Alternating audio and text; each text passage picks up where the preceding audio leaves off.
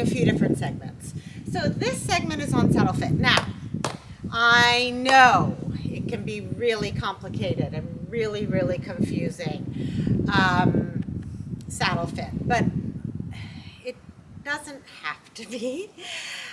In my opinion, there are 5 ways to be able to tell if a saddle pretty much fits. Now, if you want to have the saddle person out, and we have custom saddlery, if you want to have a saddle person come out and customize the saddle to your horse, and then come out every 6 months and make sure that it's still fitting and play with the flocking, and fabulous, more power to you. Go for it. But if you're like me and you're getting all these sale horses in, and the saddle, you only have 2 or 3 saddles, or I have actually four saddles. One of them is my Western reining saddle. Sometimes they just kind of have to fit well enough that they're not causing the horse any discomfort, and that you feel balanced in them. So there are 5 ways that I feel, 5 things that I feel, if you can check those off your list, if you can apply these 5 rules to the saddle, fitting your horse well enough, you'll be happy, you'll be comfortable in the saddle, your horse will be happy and comfortable, they won't get sore backs, etc. None of my horses ever get sore backs. Ever, ever, ever, ever, ever, ever, ever. None of my horses ever get sore backs. The saddles always fit them well enough that they don't get sore backs. I'm not going to do the flat saddles right now. I'm smiling because there's a bee that's visiting with Anna. I'm not going to do the flat saddles, the jumping saddles right now. I'm not going to do the Western saddle right now. I'm going to do my dressage saddle. So, but the ideas apply across the board. Basically. Obviously, with my reining saddle, there's a little bit of a difference. But basically, the rules apply across the board, okay? I'm going to go ahead and... Oh, Smokey, I scared Smokey. This is Smokey. You guys know him. And Smokey can be a little bit skittish about a pad. Oh, for the dressage saddles, these are my favorite pads. They're made by E.A.Mattes, M-A-T-T-E-S. Yes, they're more expensive. I get it, but they're worth it. They have sheepskin, and they are, in my opinion, the best on the market. If you want to get the best dressage pad on the market, I think that this is it. Yes, it's expensive, but they last forever. You will never have to replace them. All right? There we go. Okay, and so Smokey sometimes feels like he's a little afraid when you throw the pad over, but of course he's not. And I didn't groom him very well, guys. I didn't do his tail. He's got bedhead. He's got shavings all over him. And that's okay, because we're doing a segment on saddles. When I put the saddle on, it doesn't matter if you put it on from the left or the right. Honestly, I seriously don't think it makes any difference whatsoever. Make sure that you place it onto their back. Don't plop it onto their back. All right, so let me just get it so it's just sort of kind of there, and I'll run through my 5 ways to see if a saddle fits a horse well enough. This wonderful strap, I'll talk about this wonderful strap for a moment. You can get them from Dover, and they're really quite fabulous. They're under $10. And they keep the stirrups from coming down when you're free schooling or lunging. So it's annoying to me when the stirrups come down and flap about. And this very, very simple little strap attaches to the stirrups on either side and keeps the stirrups from coming down when you're lunging or free schooling. So well worth the money. So well worth the money. This is actually one of my favorite things. I call it a doodad. But this is actually one of my favorite things. It's like $6.95 from Dover. Just crazy, and how wonderful it is to keep the stirrups up. But it doesn't need to be on right now. All right. The other thing I need to talk to you guys about before we go to saddle fit is when you put these billets in the olden days, we used to ride with our saddles much more forward. We didn't know that a dressage saddle had to sit behind the shoulder blade. We sort of plunked them down on top of the shoulder blade. So these straps are too far back. You see, if I go through the strap and I pull it down, the girth is going to end up way too far back. All right. So the way to work around that is you just put the second billet in like that, and then you pull the girth forward when you girth it down. And I'll show that to you in a moment. But it's a really nifty trick, because if you only put the second one through, this one's free on its own, you can pull them both forward and girth them down, and the pad still does not shift back. Now, you have to put it through one of them. The pads will shift. And then most dressage saddles these days, you can't really use this anymore. The block is so big and it won't really reach around one of the straps, so I usually just cut them off. But if you want to tuck it under, that's fine as well. Okay? Rule 1, you need this is called an SOS strap. I call it an SOS strap. Some people call it a grab strap. Some people call it a bucking strap, but I try not to use the word bucking. We don't want our horses bucking. And they're fabulous. You need one that's long enough. You don't want the ones that are really short. Dressage Extensions has a longer one. I believe Dover does as well. And then they're just really great if your horse gets fractious or gets spooky or gets silly and you feel like you need to stabilize yourself a little bit. You can hold the reins and the SOS at the same time. All of my dressage saddles always have the SOS on them, and I actually show what the SOS is on. Rule number 1, room over the wither. So you guys know this is the wither. You know this is the pommel. Okay? And you need enough room over the wither. So I like about this much. About 4 inches, about a hand's worth. 3 to 4 inches. If it's sitting too much higher than that, it's not sitting on the horse properly. If it's sitting much lower, it's not sitting on the horse properly. Especially important that it doesn't sit too low, because you never want to take a chance of the horse's wither getting rubbed by the pommel. So first thing you do is this. Is there enough room there? All right. Second thing, make sure with the dressage saddle that it's behind the shoulder blade. So important. So run your hand down and find where the horse's shoulder blade ends. And you're going to feel it right here. Make sure that when you put the saddle on, it's sitting behind the shoulder blade. When you girth it down, it's going to snuggle up right behind the shoulder blade. Okay? And that's how you know if the saddle is in the right place, is placed properly. Thing 2, the points.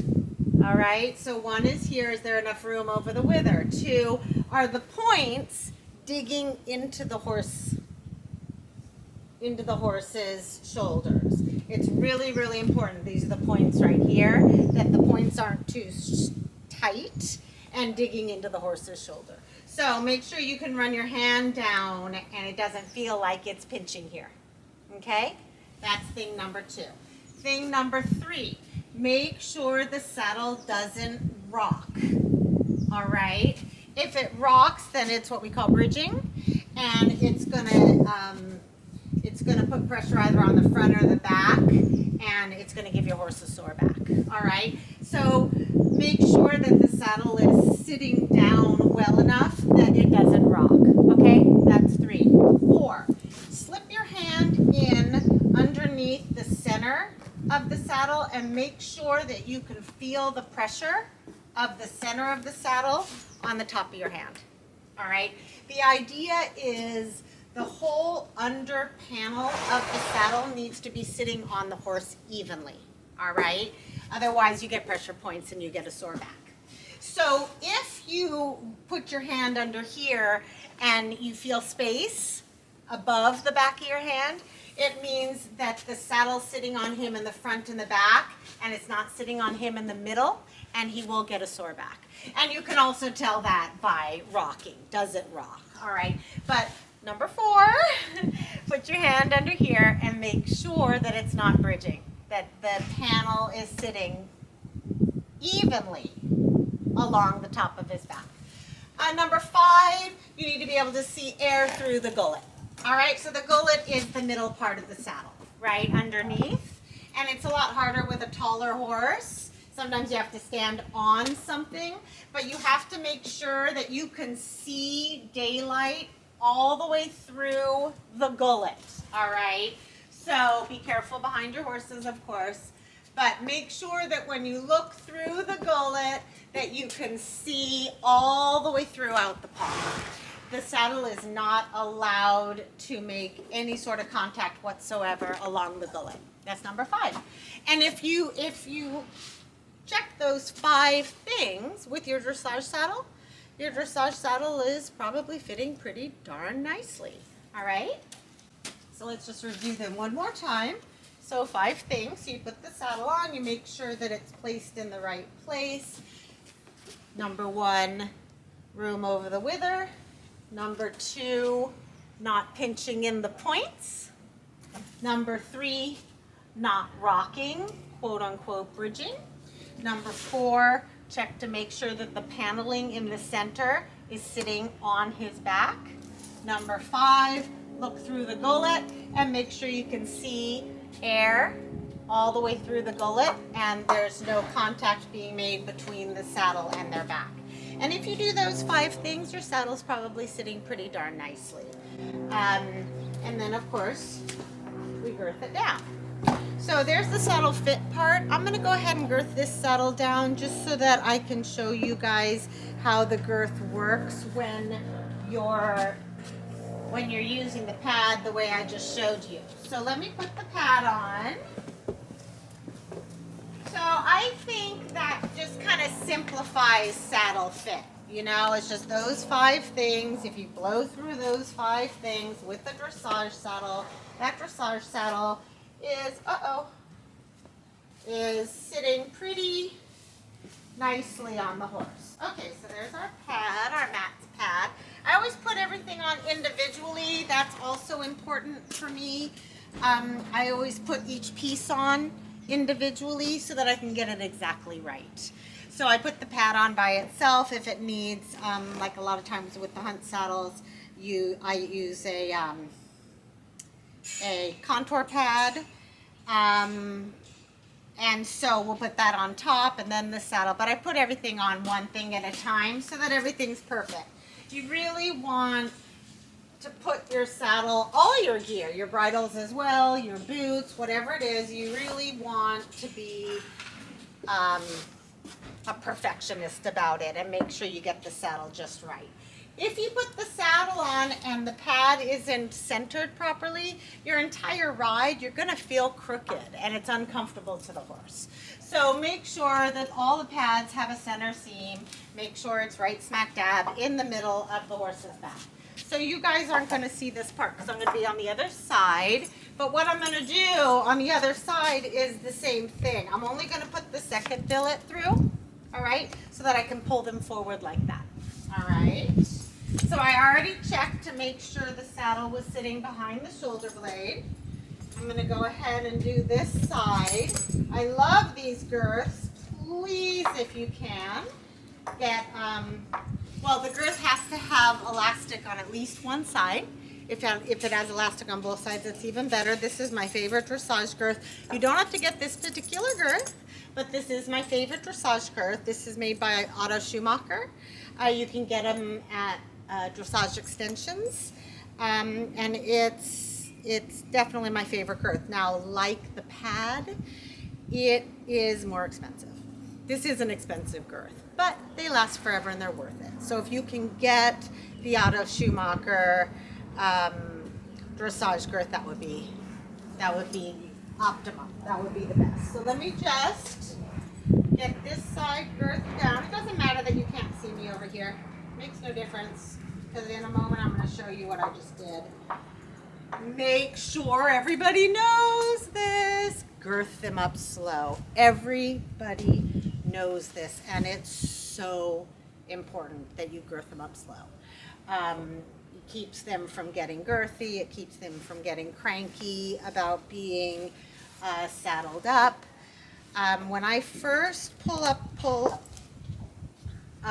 the girth onto the billets, I'll make sure that the horse can't even feel the connection yet with their stomach. And then very, very gradually girth them up a hole at a time. Hi buddy, I know this is boring. Okay, so second billet goes through, girth comes under, make sure you pull it forward. You want this much room behind the elbow. Remember the elbow is here. You want a hands behind the elbow, okay? And then pull, don't forget, it's gotta be behind the shoulder blade. And I know this seems like a lot. You know, it's like, God, does she really go through this every single time she puts a saddle on a horse? Well, actually I do. Because it becomes very simple and straightforward. You just get good at it. You know, practice makes perfect. And you just get really good at it. So when you put the dressage saddle on, feel where the shoulder blade has ended. Make sure it's behind the shoulder blade. And then pull this billet forward. See how there's no way that it could go through here? See all this space in between? And only go to the first hole. Very, very loose, right? And then this one, you do pull through the strap. It'll hold the pad in place. All right? And just enough that if he was to run off, the saddle wouldn't fall off. The billet closer to his elbow is usually one full hole shorter. And after you girth them up on both sides, it'll end up in that place where the forward billet will end up one hole shorter. One hole shorter on both sides. So if you're on two here, you're on one here, and the same on the other side. And then after he's hung out and you've done a little this and that, go ahead and ease it up a little bit more. And then, you know, before I take him out, I'll ease it up a little more, and then you guys know before you get on, you make sure it's snugged up a little more than that. Good boy. Always tuck everything in. So, good boy. He's so cute. He's getting bored. Always tuck everything in. Always tuck your billets in. Always tuck them in. Other side as well. Make sure your billets are always tucked in. And there you have a saddle that fits this horse nicely. It's not custom fit to him, but it fits him nicely. It's not going to hurt his back. He's going to have freedom of movement. He's going to be comfortable. And it's like that on all of my horses. If I happen to have a horse that this is a medium wide tree, if I happen to have a horse that the medium wide tree doesn't work on, then I use a different saddle. Or I pat them up. One more thing, when you shorten the girth, don't yank on it. They don't like that. Don't yank. They don't like that. They don't like that feeling. Instead, pull towards you and lift. Okay? Feels way better to your horse. Don't go. They don't like it. I promise they don't like it. Don't yank the billets up. Alright? Instead, pull it towards you and lift it nicely. Your horse will appreciate it so much, and they will be so much happier. It's a wonderful technique. Instead of pulling up, which is more intrusive, pull towards you and lift. And it feels way, way more comfortable for the horse. See how I do that automatically because it's just part of what I do. But pull towards and lift. Pull towards and lift. Pull towards and shorten. And you can still get the same amount of short, but your horse is going to be infinitely happier, and it's going to be way more comfortable for them, and they're not going to get girthy and grouchy. All right. So I think that completes our saddle fit segment for a dressage saddle. As at some point I might do the English saddles, the flat saddles, and the Western saddle as well. But for now, we've got the dressage saddle. And that's it. So we'll see you next time.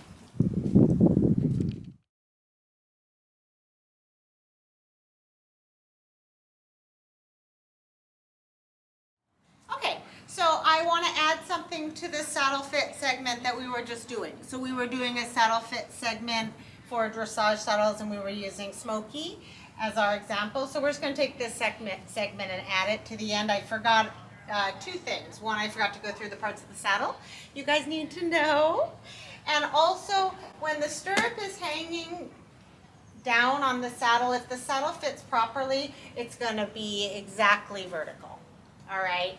If it's hanging here or if it's hanging here, then the saddle's not sitting balanced on the horse's back. So if you drop the stirrup and it hangs perfectly vertical, then you know also that the saddle is properly balanced. This is a fancier dressage saddle than the one you just saw me working with Dom. I shouldn't say that. I love Cheryl Lemke. Not fancier. This is a different saddle. That saddle is made by Cheryl Lemke, my friend Cheryl Lemke, and I love her and I love her products, and my riders always rode and ride in her saddles. This saddle is made by Custom. It was customized to this particular horse. You guys remember him? Dom. This saddle is custom made for this particular horse, and it fits like a freaking glove.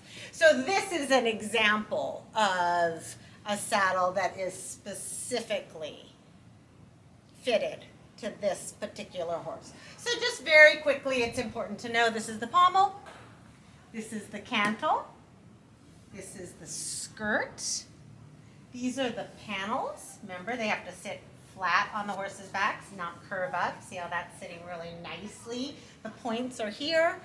That's where we make sure it's not pinching, the points. These are the billet straps. This is the girth, of course. These are the stirrup leathers and the stirrup irons. Okay, and he's walking away. But there you go. I thought I should run through the parts of the saddle. Those are the only parts of the saddle that you guys actually need to know. Okay, this is the seat. Pommel, cantle, skirt, seat, panels, stirrup leather, stirrup iron. Okay, see you next time.